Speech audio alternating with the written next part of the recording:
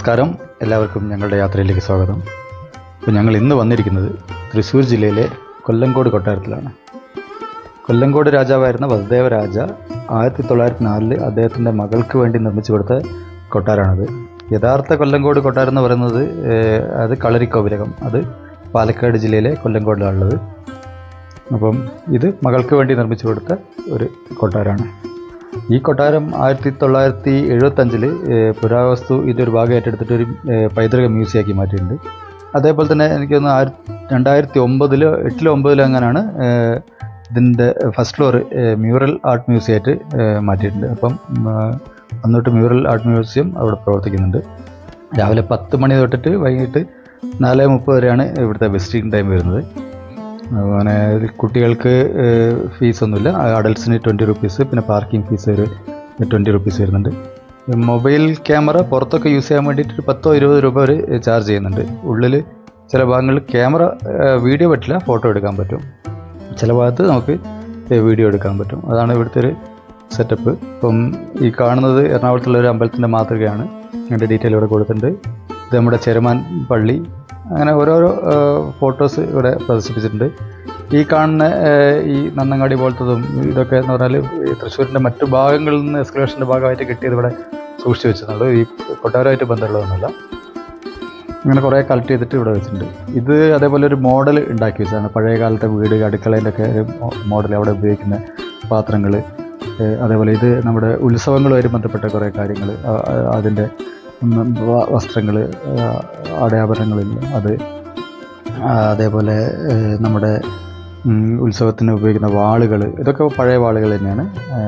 പിന്നെ ഇത് കാള, ഇതൊക്കെ ഉത്സവമായിട്ട് ബന്ധപ്പെട്ട കാര്യങ്ങളാണ്.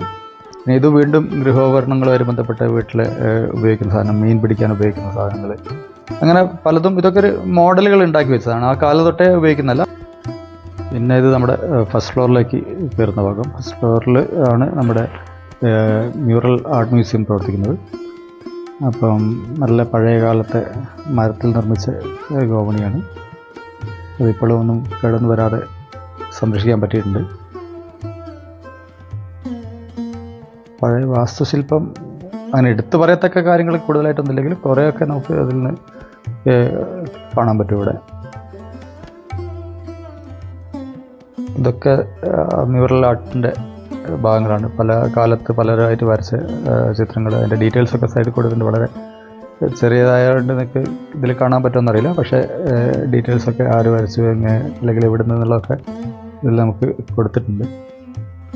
ഇതൊന്നും വീഡിയോ ആയിട്ട് എടുക്കാൻ പറ്റില്ല എന്നാണ് പറഞ്ഞത്. മുമ്പൊക്കെ എടുക്കാൻ പറ്റുമായിരുന്നു, ഇപ്പം ഫോട്ടോ എടുക്കാനേ പറ്റുള്ളൂ. അതുകൊണ്ടാണ് ഇങ്ങനെ ഫോട്ടോ എടുത്തിട്ട് നമ്മളിവിടെ ഇങ്ങനെ കാണിക്കുന്നത്. പിന്നെ അവിടുത്തെ വസുദേവരാജയുടെ ചിത്രവും അദ്ദേഹത്തിൻ്റെ ഭാര്യ ചിത്രവും കൊടുത്തിട്ടുണ്ട്. അതേപോലെ അദ്ദേഹം ഉപയോഗിച്ച കോട്ട്, ചെരുപ്പ്, അതൊക്കെ വന്നിട്ടുണ്ട്. ഇതാണ് ഇവിടെ നമ്മുടെ പറയുമ്പോൾ ബാൽക്കണി. ഇപ്പോഴത്തെ ഇവിടുന്ന് നേരെ നമുക്ക് പുറത്തേക്ക് കാണാൻ പറ്റും. നല്ലൊരു വൈകുന്നേരങ്ങളൊക്കെ വന്നിരിക്കാൻ പറ്റിയൊരു സ്ഥലമാണിത്.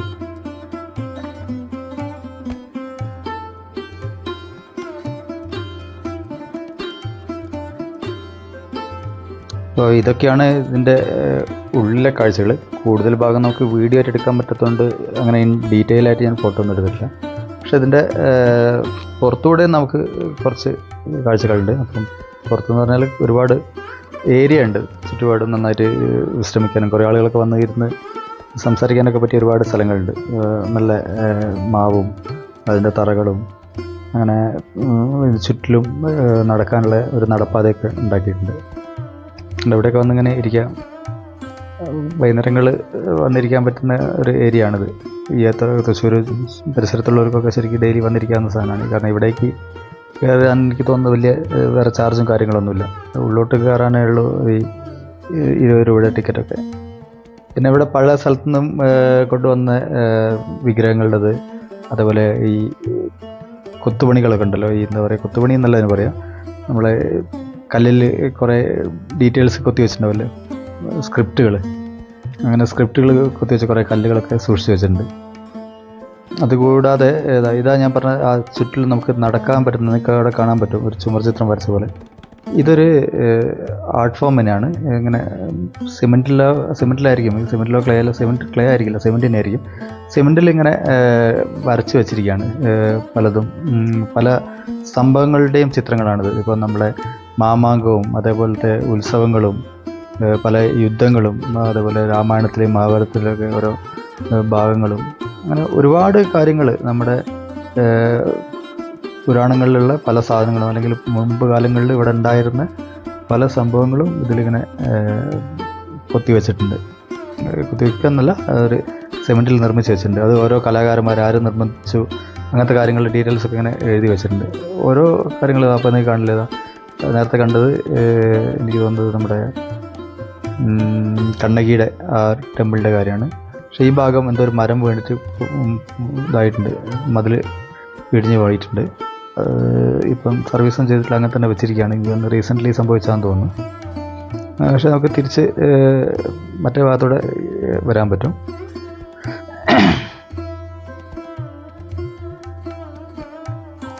എന്തായാലും വൈകുന്നേരങ്ങളിൽ വന്ന് ഇരിക്കാൻ പറ്റിയൊരു സ്ഥലമാണ്. അധികം വെയിലൊന്നും ഇല്ലെങ്കിൽ നന്നായിട്ട് ടൈം സ്പെൻഡ് ചെയ്യാൻ പറ്റിയ ഒരു ഭയങ്കര കാം ആൻഡ് ക്വയറ്റ് ആയിട്ടുള്ള ഒരു ഏരിയയാണ്. ഇതിപ്പം കാണുന്ന കൊട്ടാരത്തിൻ്റെ ഒരു സൈഡാണ്. ഇവിടെ എനിക്കൊന്ന് ഒരു വണ്ടി പാർക്ക് ചെയ്യാനുള്ള ഒരു സ്പേസ് പോലെ ഉണ്ടാക്കി വെച്ചിട്ടുണ്ട്. അവിടെ നിന്ന് അങ്ങോട്ട് ഒരു എൻട്രിയും കാണിക്കുന്നുണ്ട്.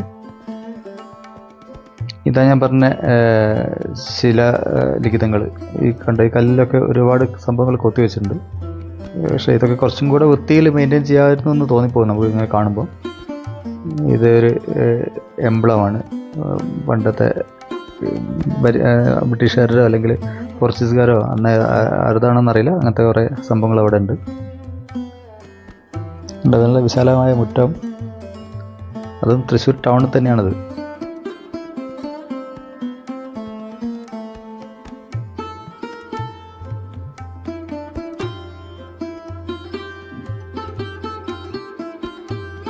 ഒരു ചെറിയ പാർക്ക് ഉണ്ടായിരുന്നു, അതിപ്പം പ്രവർത്തനമല്ലെന്നാണ് പറയുന്നത്, പ്രവർത്തിക്കുന്നില്ല. അതിപ്പം അതിൻ്റെ മെയിൻ്റനൻസ് ഒക്കെ എടുക്കുകയാണ്. എന്താ സാംസ്കാരിക വകുപ്പിൻ്റെ പുരാവസ്തു വകുപ്പ്, തൃശ്ശൂർ പൈതൃക മ്യൂസിയം. അപ്പോൾ ഇതേപോലെ തന്നെ ഞാൻ നേരത്തെ നമ്മളവിടെ കണ്ട പോലെ ഈ ഒരു സൈഡിലും ചുറ്റിലും നടക്കാനുള്ള സ്പേസ് ഉണ്ട്. പിന്നെ നമ്മൾ അമ്പലത്തിൽ കാണുന്ന പ്രതിഷ്ഠ പോലത്തെ കുറേ ശില്പങ്ങൾ ഇങ്ങനെ പൂർണ്ണമായിട്ടല്ല, പലതും പൊട്ടിപ്പോയതും ഉണ്ട്, ചിലത് പൂർണ്ണമായിട്ടുള്ളുണ്ട്. അതൊക്കെ ഇങ്ങനെ സൈഡിൽ ഇങ്ങനെ എടുത്തു വെച്ചിട്ടുണ്ട്. വീണ്ടും നമ്മുടെ ആ കലാവിരുതുകൾ ഓരോ കലാകാരന്മാർ ഉണ്ടാക്കിയതാണ്, സിമെൻറ്റിലായിരിക്കുന്നത് തന്നെയാണ് ഞാൻ വിചാരിക്കുന്നത്. എന്തായാലും അതിൻ്റെ ഡീറ്റെയിൽ ആയിട്ടുള്ള കാര്യങ്ങൾ അവിടെ കൊടുത്തിട്ടുണ്ട്. എന്താണ് സംഭവം, സാമൂതിരി രാജാവിനെ കുറിച്ചുണ്ട്, അറേബ്യയിൽ നിന്ന് ആളുകൾ വന്നതിനെ കുറിച്ചുണ്ട്, പാലക്കാട്ടിലെ കുമ്മാട്ടീൻ്റെ ഇതാണ് കാണുന്നത്. അങ്ങനെ ഒരുപാട് കേരള സംസ്കാരവുമായിട്ട് ബന്ധപ്പെട്ട പല സംഭവങ്ങളും നമ്മൾ കേട്ട് പരിചയമുള്ള പല കഥകളിലെ രൂപങ്ങളും ഇവിടെ ഇങ്ങനെ ചുറ്റിലും ഉണ്ടാക്കി വെച്ചിട്ടുണ്ട്.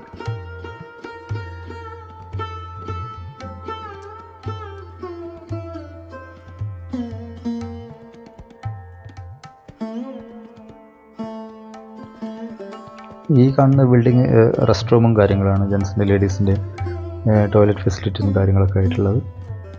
പിന്നെ ഇതിൻ്റെ ഈ മതിൽ ഉണ്ടോ, നേരത്തെ നമ്മൾ അവിടെ നിന്ന് കണ്ടിട്ട് ഒരു എന്തോ മരം എന്തോ വീണിട്ട് പൊട്ടിക്കിടക്കുന്നത്, അത് ഈ ഭാഗത്താണിട്ടാണ് വരുന്നത്. ഈ മതിലിൻ്റെ അപ്പുറത്ത് എന്ന് പറയുന്നത് നമ്മുടെ തൃശ്ശൂർ സൂ ആണ്. നല്ല നിങ്ങൾക്ക് കാണാൻ പറ്റും. വലിയ ഉപദ്രവകാരികളല്ലാത്ത മൃഗങ്ങൾ നിൽക്കുന്ന ഏരിയ ആയതുകൊണ്ട് ഇത് കുഴപ്പമില്ല. എന്താ